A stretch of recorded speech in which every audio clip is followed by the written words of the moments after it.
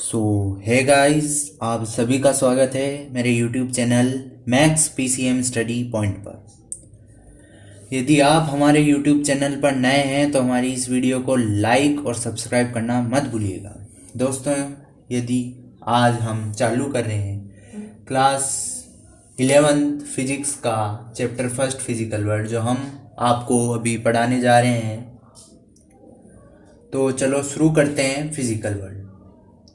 तो आप में से ज़्यादातर बच्चों ने ये चैप्टर छोड़ दिया होगा यह सोचकर कि यहाँ से पेपर में कुछ नहीं आता।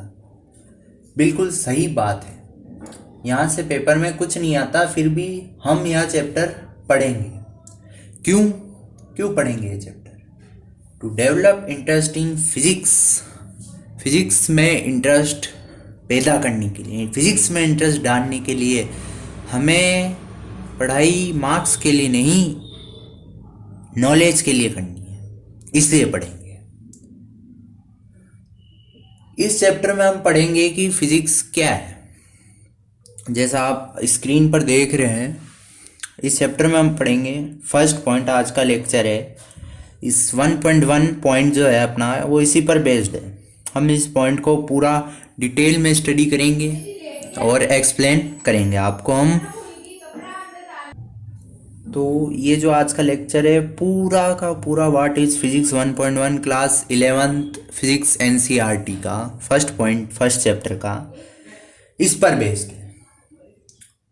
और इसके साथ साथ हम इस चैप्टर में पढ़ेंगे नेक्स्ट लेक्चर्स में, वीडियो क्लिप में, कि फिजिक्स और टेक्नोलॉजी का क्या रिलेशन है, what is the relation between physics and technology.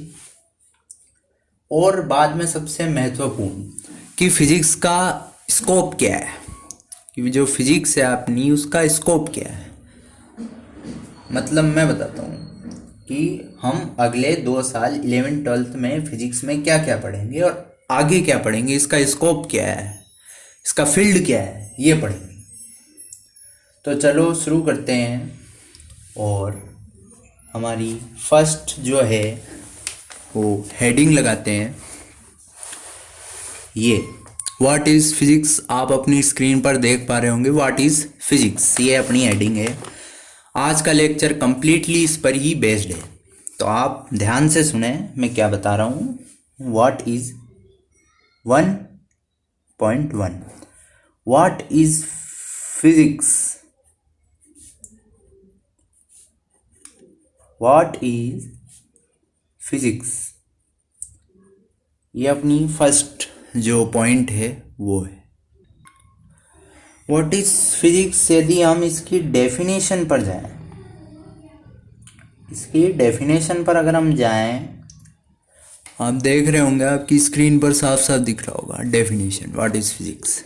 इसकी जो अपन मेन जो डेफिनेशन की बात करें, मैं आपको एक नहीं बताऊंगा, आपको मैं 3 बताऊंगा, आपके पूरे कॉन्सेप्ट क्लियर हो जाएंगे इनसे।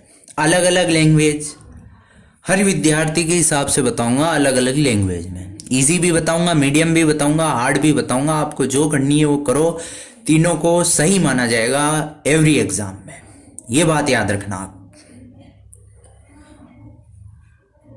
तो फर्स्ट डेफिनेशन हम, अगर आप जाओ इंटरनेट पर डेफिनेशन ढूंढोगे तो भी मिलेगा, किताबों में भी लिखी होगी ये डेफिनेशन। आप डेफिनेशन है, it is the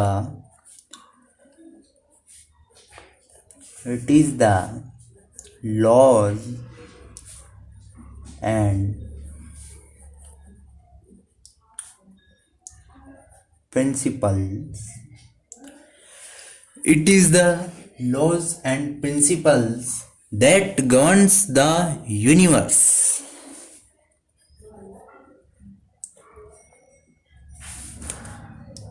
that governs the universe,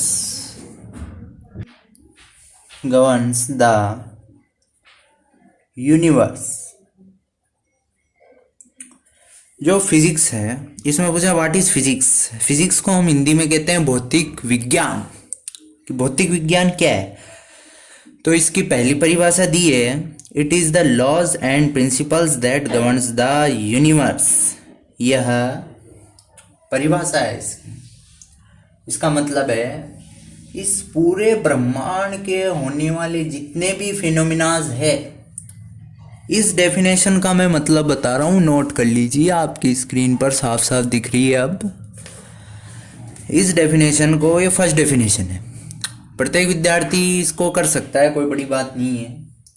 मतलब इसका ये है, इस पूरे ब्रह्मांड के होने वाले जितने भी फिनोमिनाज है उनको समझाने वाला सिद्धांत, इंग्लिश में बोले तो उनको एक्सप्लेन करने वाले जो लॉज है उनको हम फिजिक्स बोलते हैं, भौतिक विज्ञान। कि जो पूरा ब्रह्मांड है इसमें होने वाले जितने भी फिनोमिनाज है उनको समझाने वाले जितने भी सिद्धांत है या लॉज है उनको हम फिजिक्स बोलते हैं। जैसे कि एक डेफिनेशन है वो आपको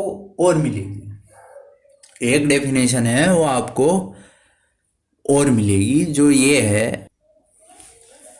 सेकंड डेफिनेशन ये है, आपको साफ साफ दिखे इसलिए ये रख, अब दिख रहा है आपको, पॉइंट बनाकर लिख देते हैं। It tell us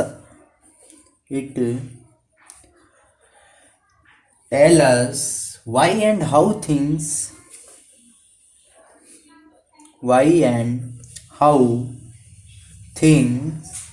it tell us why and how things behave as they do, behave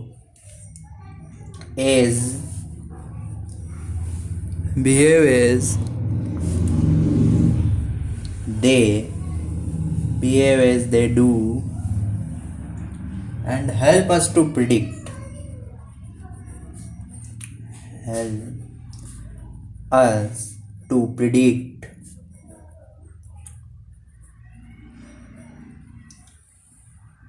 future of things।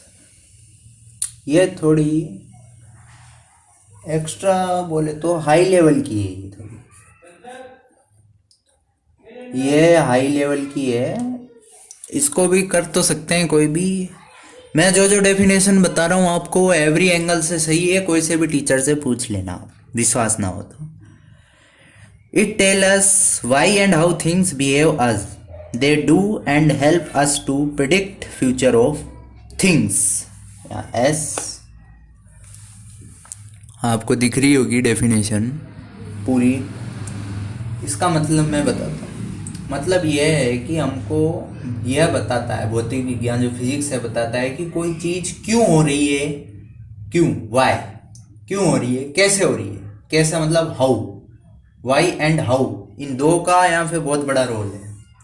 और ये सब समझने के बाद आप उस चीज़ जिसके बारे में ये वाई एंड हाउ बता रही है उस चीज़ का आप फ्यूचर भी प्रिडिक्ट का मतलब होता है बच्चों भविष्यवाणी, उसका प्रिडिक्ट भी आप बता सकते हो। एग्जाम्पल ले लेते हैं, मेरे हाथ में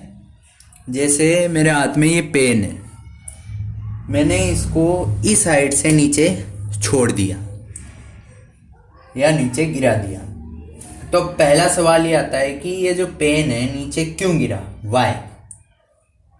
इसका आंसर क्या होगा, बड़ा सिंपल है, क्यों नीचे क्यों गिरा ये ऐसे, ग्रेविटी के कारण गिरा ना, ग्रेविटी की वजह से, ठीक है। अब दूसरा सवाल आता है हाउ मतलब आता है कैसे गिरा, किस स्पीड से गिरा, किस वेलोसिटी से नीचे पहुंचा।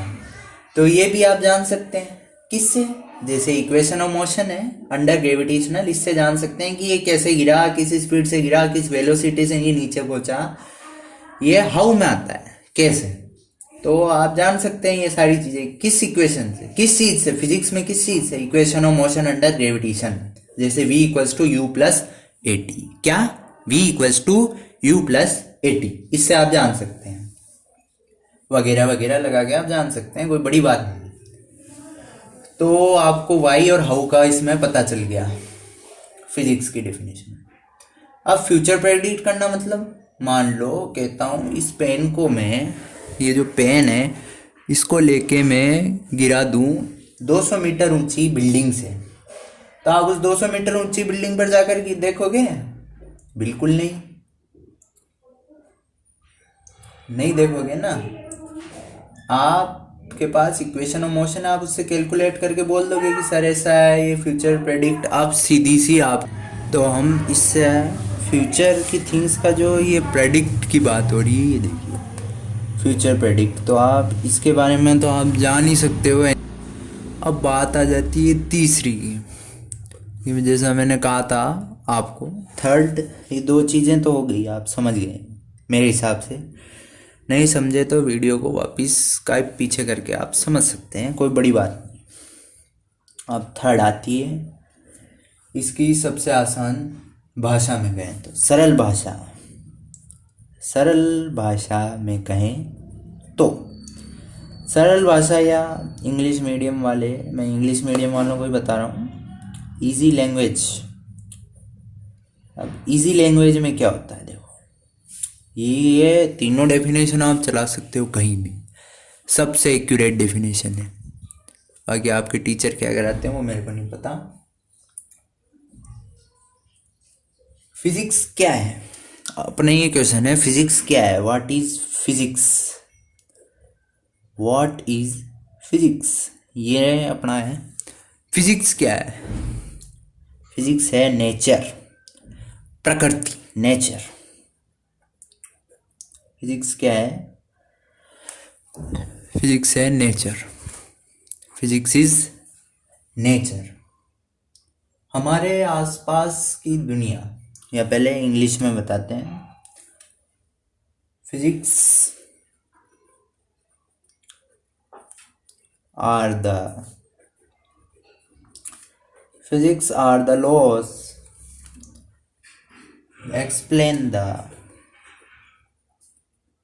explain the physical world, explain the physical world।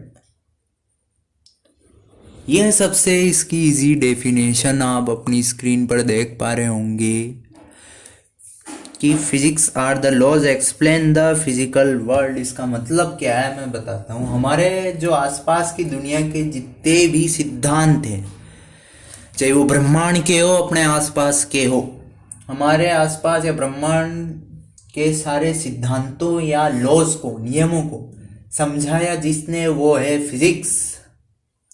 या सिंपल वर्ड्स में हम कहें बिना किसी उलझन के तो क्या है, the basic laws of nature is physics, the basic laws of nature. दोनों बात एक ही है, ये डेफिनेशन बोल दो या ये डेफिनेशन बोल, दोनों बात एक ही है। बेसिक लॉज, सामान्य नियम नेचर के, वो क्या है, वो फिजिक्स है।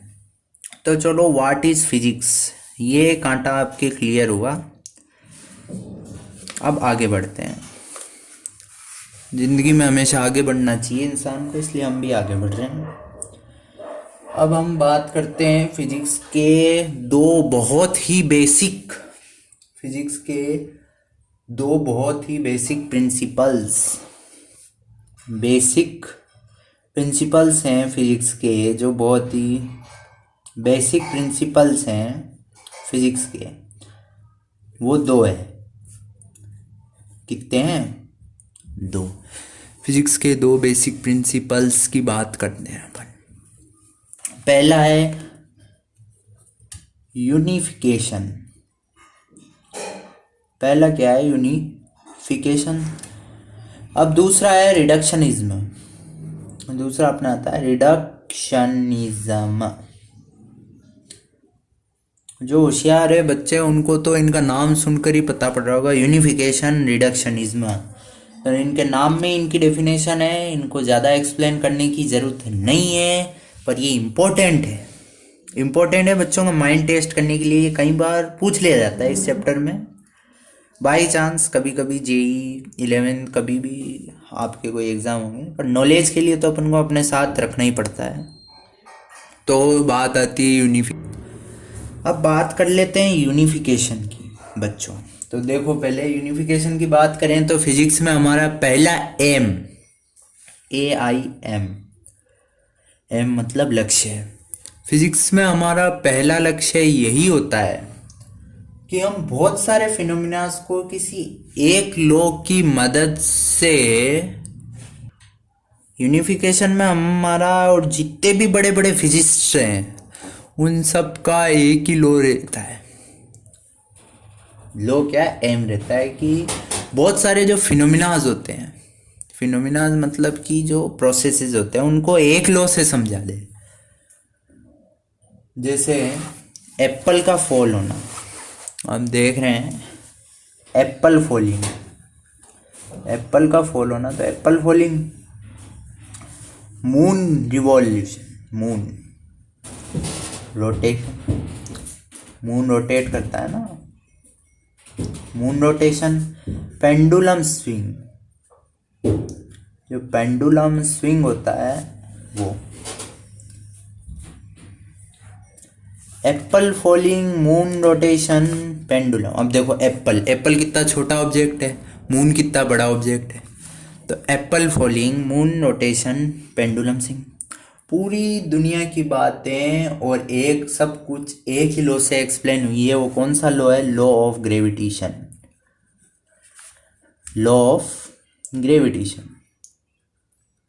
बाकी की भी बातें हैं पर जो मैं मेन जो पॉइंट्स है, मेन पॉइंट जो आपके काम के मैं बता रहा हूँ, Apple falling, moon rotation, pendulum swing, ये जितने भी बड़े बड़े फिनोमिनाज जो हैं वो एक ही लॉ ऑफ ग्रेविटेशन या ग्रेविटेशन से हुए हैं एक्सप्लेन। अब दूसरे नंबर पर ये तो हो गया अपना यूनिफिकेशन। दूसरे नंबर पर आता है रिडक्शनिज्म। रिडक्शनिज्म,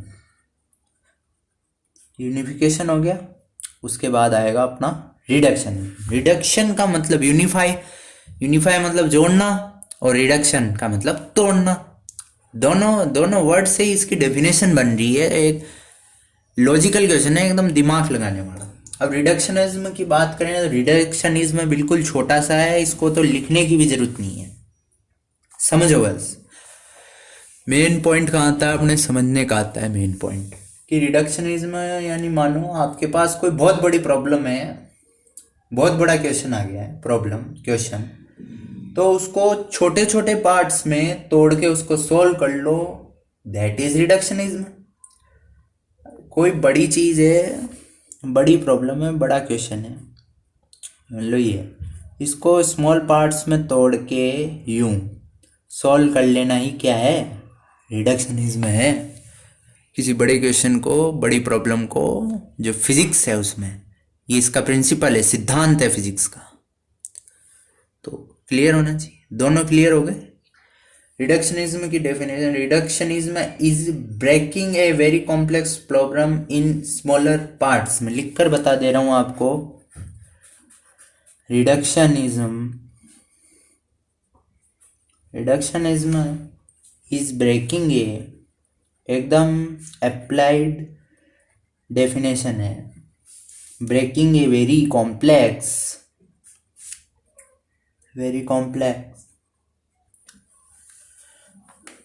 दिख रहा होगा आपकी स्क्रीन पर, प्रॉब्लम इनटू स्मॉलर पार्ट,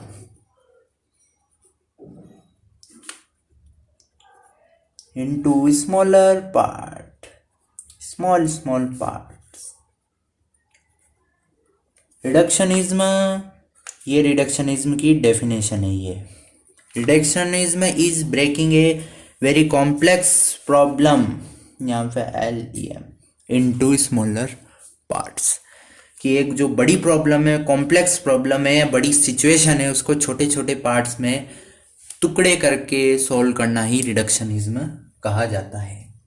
यह भी फिजिक्स का एक बेसिक प्रिंसिपल ही है। सेकंड नंबर, फर्स्ट था यूनिफिकेशन, सेकंड है रिडक्शनिज्म।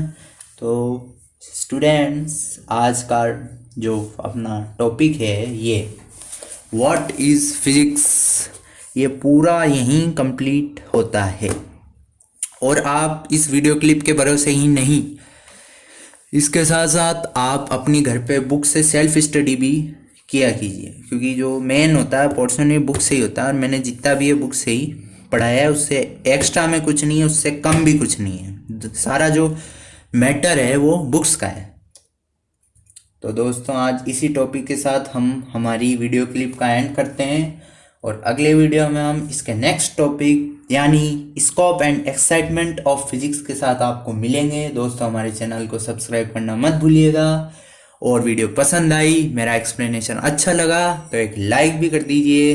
सब्सक्राइब लाइक करने में आपके पैसे नहीं लगते, इसलिए आप कंजूसी मत कीजिए। सो दोस्तों नमस्कार, जय हिंद, जय भारत।